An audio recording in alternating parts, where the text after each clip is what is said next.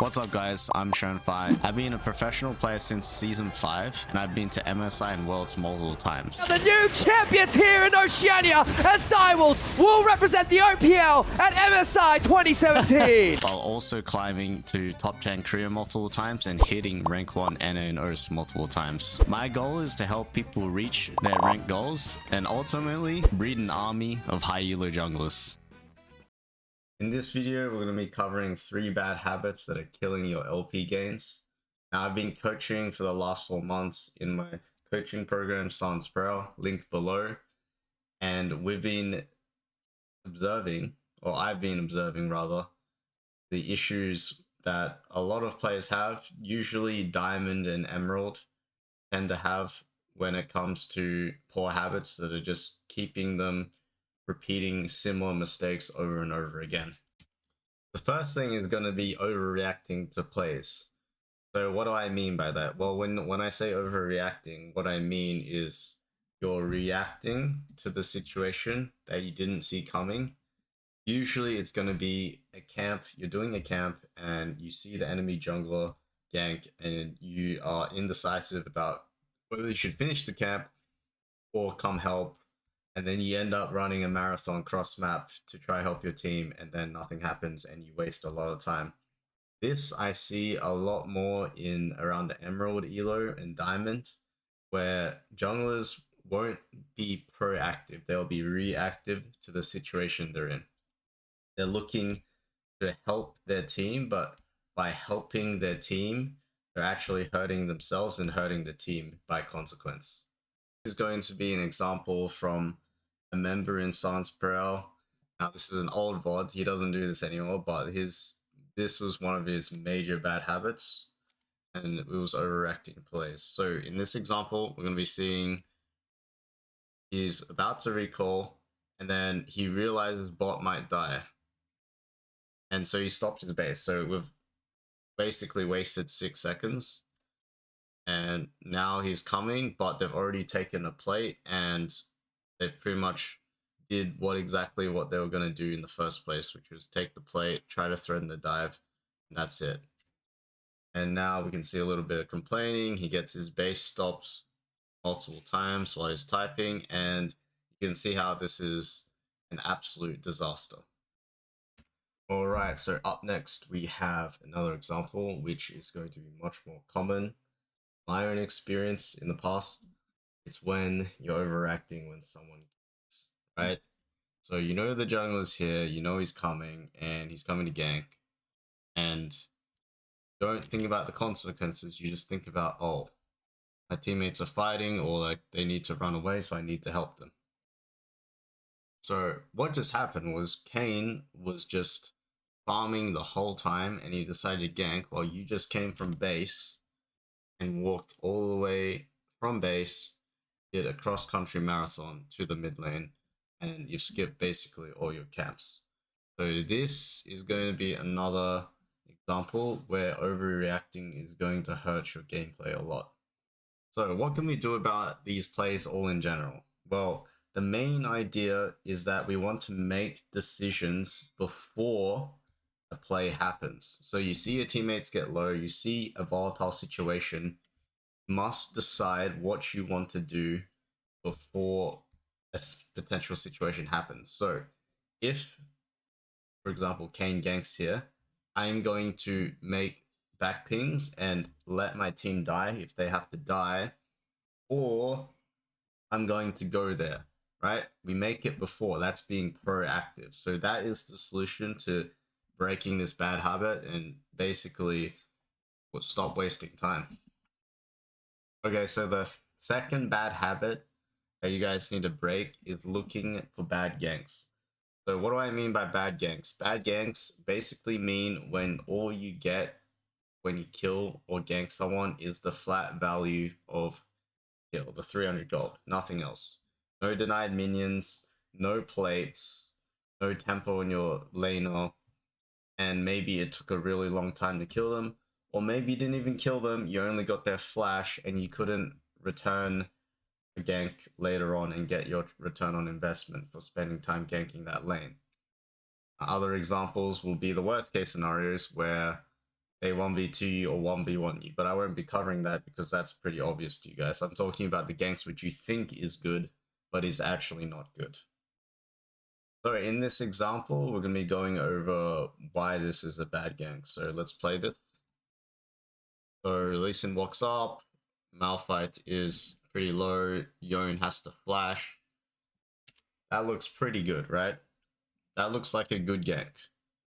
The problem with that gank is, let's break this down. First, the camp sequencing. Alright, so we came from base, we did Grump. I know you guys didn't see that, but I'll give you the rundown. Came from base, you did your Grump, then you skip your Wolf, so now you're breaking your camp cycle. Second is this Yone has TP. Right, so Yone having TP means that him getting low doesn't actually hurt his lane.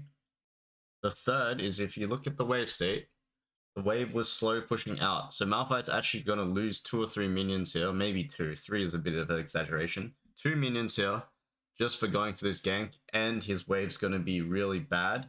So he needs to base. So actually he'll lose more than 2 creeps. He'll lose 4 to 5 because he has to base. And TP back, whereas Yone actually gets the base first, and he has to base now or decide to push the wave, but he can't because he's too low, right? So he has to TP back, top has to TP back. So all in all, you got a flash for all of that. And a lot of people will say this is a good gank. Well, let's see what happens after, right? So Malphite decides to stay. And another thing to note here, guys, is I'm not totally against getting a flash for a gank. I'm against when you can't reinvest into that lane and gank again and get your returns on spending time being there, right? Return on investment. Because if you see here in this matchup, do you really think a Yone having no flash really matters that much? No, not really, because you've got the bot matchup, which is way more volatile than the top matchup, and I don't know if Malphite's going to be able to outtrade Yone to the point where Yone having no flash is going to generally generate any sort of kill pressure, right? So if we look here and we just focus on Malphite's lane, I know Lee Sin's not looking. You can see right here that Malphite is actually going to lose 3 extra creeps because he got his base stop. Oh, he's going to lose actually the full wave. So he lost a full wave for a gank. So that's what we call a very bad gank, even though a lot of people might say, wow, I mean, you got his flash, you got him low, you made him base. Good job. Now the wave is frozen in the top side, as you can see in the corner of the minimap. And if anything happens here, I will see. I'm not sure. All right, nothing happens, he crashes. But you can see he lost 9 creeps for a gank when it should be in the favor of you when you're ganking.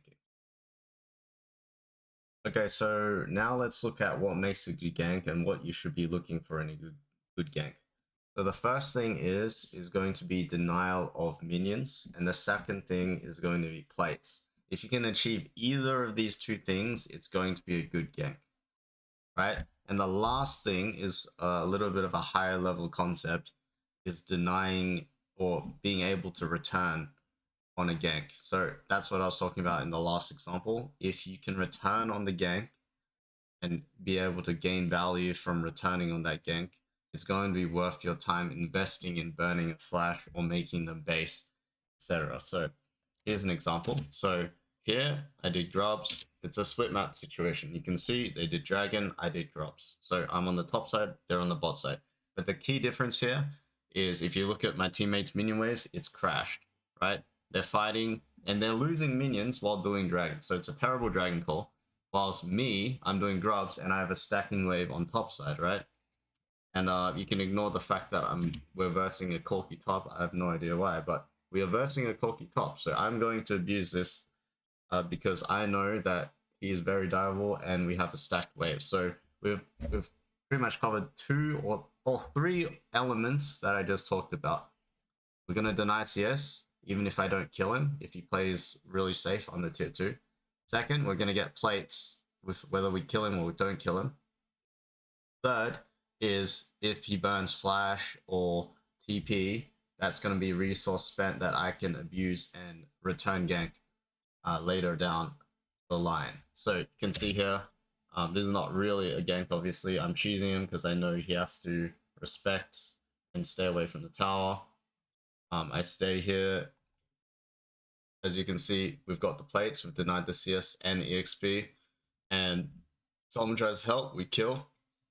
If we keep playing the clip, so you can see there's a cannon wave here, and I know Corky needs to stay one more time, or I'm trying to make him base anyway because I want to deny another minion wave, especially on a cannon wave. You're going to deny a lot of EXP if he doesn't get the cannon, so I just denied him 2 waves. What should I do? I smite W and I walk around and I force him to stay, call for the dive again, and as you can see, all in all, didn't just get the flat kill. We got 2 plates. He lost 4 or 5 waves, and that is basically what I want you guys to be looking for when we go for ganks. We're not just trying to get the flat 300 gold kill. We need to deny plates, kill. We need to deny minions, get plates, or be able to return on a better wave state and kill them. Bad habit number 3 that we need to talk about is tunneling on objectives. So this is more specific to Baron or Dragon because it happens less with grubs. Usually it's around the mid game and there's a lot more grouping going on. So this example, you can see Xin Zhao's hitting Dragon and your team and the enemy team are fighting. So if you pause right here, first problem is already going to be with the fact that you don't have abilities, right? You didn't have Q, you didn't have W, you have E now, but that was way later on. And as we play the clip, you're gonna see we're tanking Dragon, we're getting hit by Dragon, and by this time, it's way too late, right? You guys have used all your main abilities and you didn't follow up with your main abilities while they still had their abilities and kited out. So if we go back, what do we need to do to change this situation when we're doing objectives? First, we need to pull out the Dragon, right? So pulling out the Dragon allows you to connect to your teammates when they're trying to either hold off or fight enemy team. And that's another point that I completely forgot to mention is your ability to fight people is much more important than the objective itself. When have you ever won the game of 4th Dragon Soul? Like, rarely. You only win off 4th Dragon Soul because you were either winning the game or it became a really close game and then it came down to the last fight and you randomly got the soul and you had a team fight advantage, maybe. But in most cases, if you think about your solo queue games, you don't actually win the game of 4th Dragon. So tunneling on objectives instead of playing for the fight is going to be the overarching concept here. So we pull the Dragon, we connect to Rel, we try not to use our abilities if they're close because a fight could break out at any moment. So here we wouldn't use our abilities, we pull the Dragon to the bush next to Rel, and imagine if Zhao was right next to Rel here, right? This fight is completely different, except we're backlighting a Xin Zhao right now, and we have a Samira and Syndra and Rel in front of us. Alright guys, so as mentioned in the last example, here is how we would want to play for the fight instead of tunneling on objectives. So, if we look at this example, in this scenario, we can see Talon and I think the jungler is ganking bot, so we decide it's going to be a 3-5, so we should start the Baron. Now, as we play this, you can see that they start rotating up. The Baron is getting low. It's at 7k, and we have a Calista. So, it is pretty easy here to think that we can finish the Baron. But as soon as someone decides to try to interrupt and try to kill us, that's when our mentality needs to shift, okay? Remember, Baron is a highly valued objective, but only when you're able to siege with it or do something with it. If you have staggered bases, i.e. someone dies, 2 or 3 people die, but 2 people live and have Baron, that Baron is not going to be useful. Because you're not going to be able to siege, because you have to wait for them to revive, and then they have tempo, etc. So, here, I make the executive decision to turn instead of finish the Baron. So if I slow this clip down, We have clicks to hitting the Baron, but then I turn instantly. As soon as Rumble flashes in, I get the double ult. Misplay a little bit there, but we finish off 2 people. And I turn straight back to the Baron, right? Then I missed my Q. Unfortunate, should have hit that. But you can see how I was ready to turn back on the Baron, but only when we've eliminated our threats. I'm always ready to play for the fight and play for the turn. I'm never tunneling on the objective even when it seemed very easy there. So, hope you guys enjoyed this video. Make sure to like, subscribe, and comment. And also check out the Sanspareil coaching program, linked down below. Peace. Subscribe me.